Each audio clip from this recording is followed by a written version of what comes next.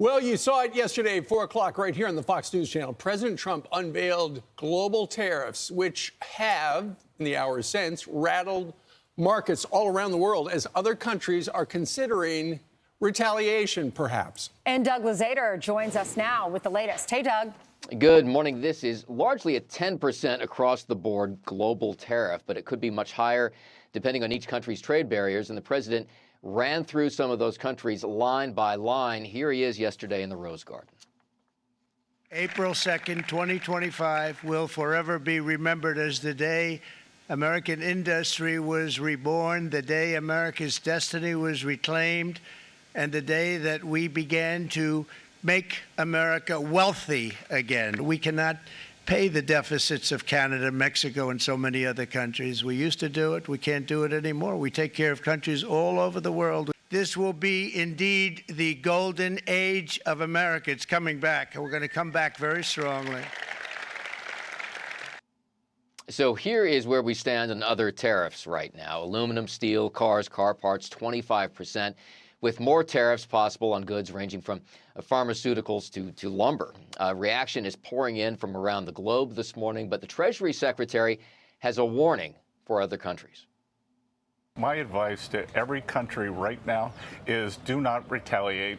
Sit back, take it in, let's see how it goes, because if you retaliate, there will be escalation. If you don't retaliate, this is the high watermark.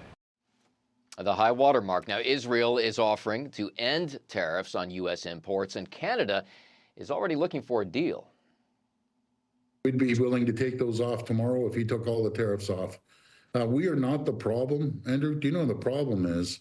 China's the problem. He knows, and Secretary Lutnick knows that we're willing to take these tariffs off like in the next minute if he said he's taking their tariffs off.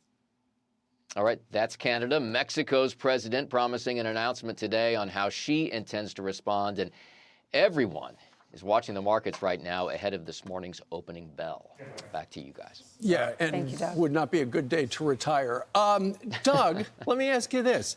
When the numbers came out, because there was a briefing, an off-the-record briefing for a lot of reporters down in Washington yesterday, it sounded like that across-the-board thing was going to be it. It sounded like, okay, 10%, a baseline. But then all that other stuff was glommed on top of it, depending on the country.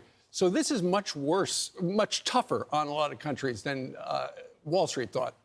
Yeah, and I think we saw Wall Street reflect those expectations yesterday. And, they're trying to determine exactly what the trade barriers are from each country, factoring in not just tariffs, but other things that they do to make it difficult for U.S. to export to those countries. Indeed. All right. Thank you so much, Doug. Thank you, sir. Yeah, I mean, if they are heavily taxing us, why couldn't we heavily tax them? The only way to remedy this is for them to stop taxing us, and then we will stop tariffing them. I'm Steve Doocy. I'm Brian Kilmeade. And I'm Ainsley Earhart. And click here to subscribe to the Fox News YouTube page to catch our hottest interviews and most compelling analysis.